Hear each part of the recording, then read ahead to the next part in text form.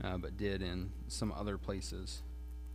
But 2 weeks ago, we looked at Saul's sermons. The week before that, we had looked at Saul's actual going out on this first missionary journey, and we talked about what we expected to see with him was the same thing that we had been told why God was going to call him to the work, and all of those things played out with preaching to those that were in high positions, preaching to Jewish people, preaching to Gentiles, and also bringing some amount of suffering as a result of all those things. So in this first missionary journey, the exact things that God said, he's going to be my chosen vessel to preach to this group, this group, this group, and suffering will follow all of that.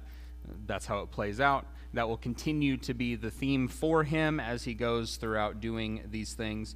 And then we went back to those 2 chapters of 13 and 14 and looked at his 2 sermons, one of them only being, a couple verses, maybe 3 verses there, the other one being quite a bit longer. The long sermon being to the Jewish people and tracing through their history and walking them through all that. The shorter one being to a Gentile audience that is calling them by the names of their gods, believing them to be these gods come down to earth, and Paul's sermon's not particularly effective because they continue to do what they were doing anyway, but we got to see him switch up style. He changed his approach to the different group because you have to do that.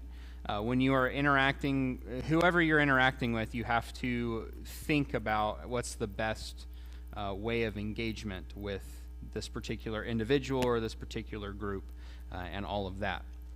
So we're bringing that into this lesson.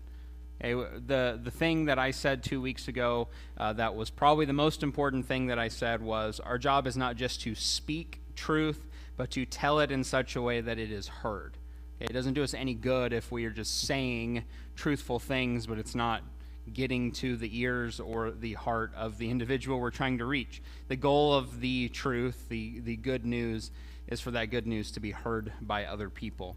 Otherwise, just go out and shout it and yell it, get a megaphone, whatever, and say, my work here is done, because I've said truthful things very loudly, and if they didn't hear it, they didn't hear it.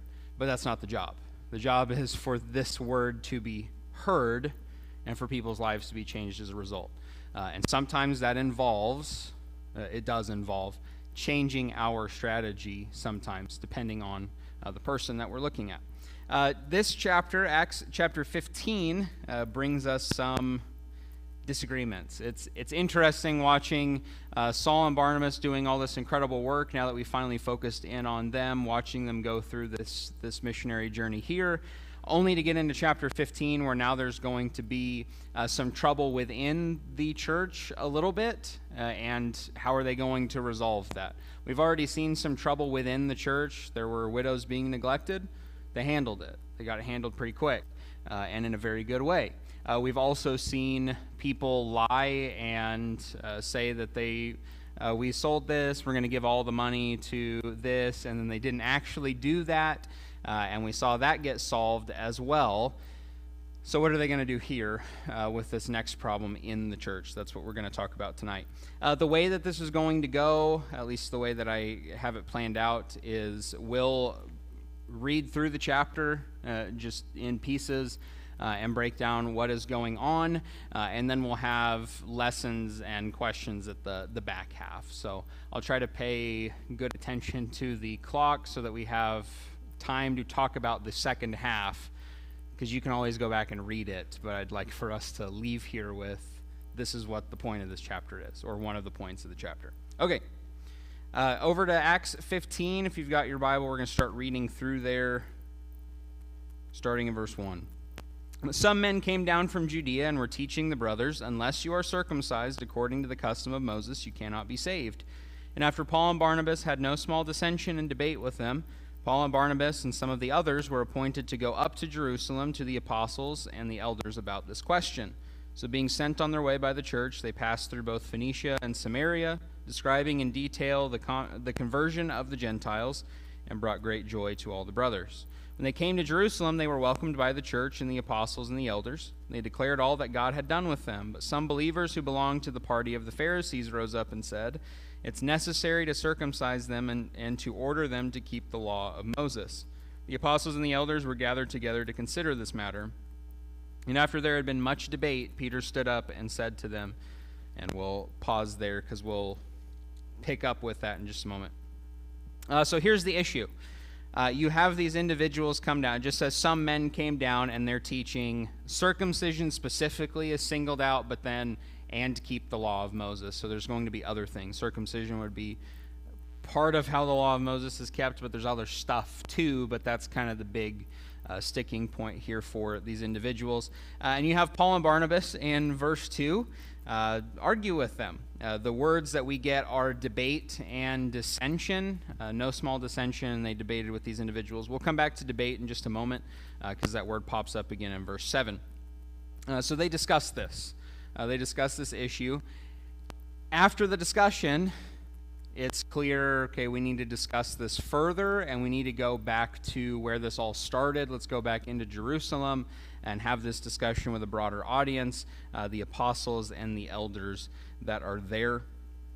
And as they're going down to Jerusalem, they're passing through other cities, and while they're there, it specifically says they're describing in detail the conversion of the Gentiles. And so you have Paul and Barnabas here still teaching these individuals are saved, even though they're not circumcised or keeping the law of Moses as they're going through, because they know that to be this true thing. It's just funny because there's this debate, and then they're going to go debate it more, but on the way there, they're just going to keep talking about it as if they know for sure that it is true, and they do that. They get their way to Jerusalem. Verse 4, they're all welcomed by the church and the apostles and the elders, and they declared all that God had done with them. I think that's important, not just apostles and elders, but also welcomed by the church. You have Christians, just generally speaking, involved here in this process. Also, this is important. Apostles and elders. We know who the apostles are. We've got that. But the elders thing here, the word that's used, is the one that indicates those that are older, those that of an older age. You would think that there would be wisdom that accompanies that. That's not. I'm not thinking about anybody when I say that. Age should bring about wisdom. That's how it should work. Whether that's always the case, I'll leave that up for those that are older to determine. I'm being careful. That's not a good way to start this whole thing out. Here's the point. The elders are those that are older. So you should be able to go to them and say, we have this issue. How can we work through this? Because in theory, they've gone through issues like this before. And they have the ability to kind of see past the maybe emotions of things and go, let's figure out the right solution to this. That's more what we're dealing with. The reason I bring that up is I don't think it's the elders of a specific congregation here in Jerusalem making determinations for all the churches everywhere. I don't think that's the indication that we are getting. Things are a little different at this time with the apostles being around as well, but it just seems like we have the apostles, we have those that are older, that are going to have some wisdom in this area in discussing things, but you also have the church here involved in this area, listening into the discussion and all of this. I do think this is important as well. In verse 5, some believers who belonged to the party of the Pharisees rose up and said, it's necessary to circumcise them and to order them to keep the law of Moses.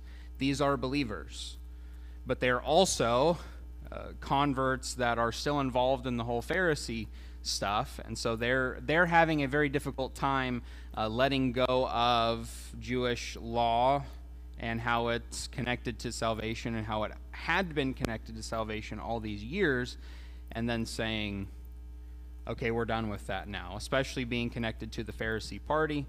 That's going to be really hard for them, but they are called believers here. I mean, these aren't some outside individuals that don't care about Christians or are looking to persecute Christians. These are people who have believed, but they're still holding on to some things. That's important. We will deal with people that are on the outside. We have already to some degree, but we'll deal with some people on the outside that say, you need to be doing these things if you want to be saved.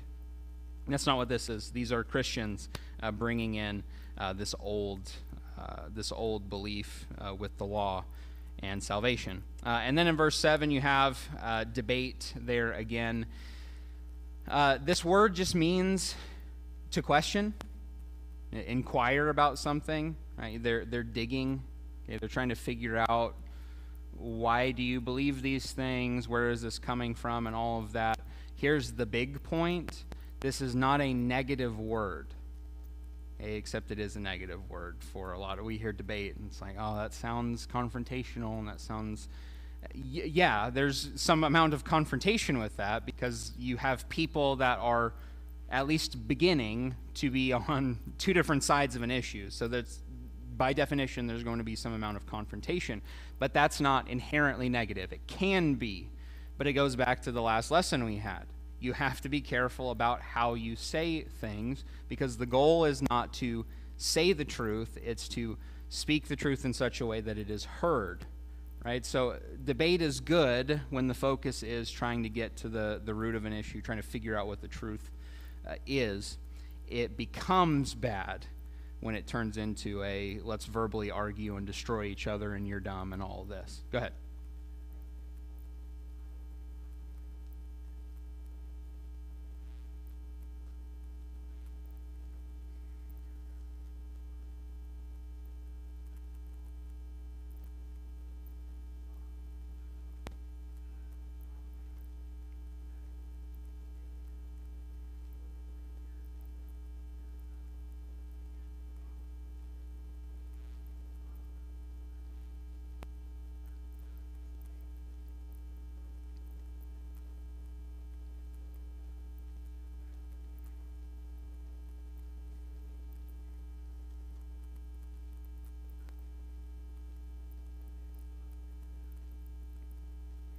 That's a good point that I hadn't really thought about here. The amount of time you've got some years here with even going back to Peter in Acts 10, first Gentile converts.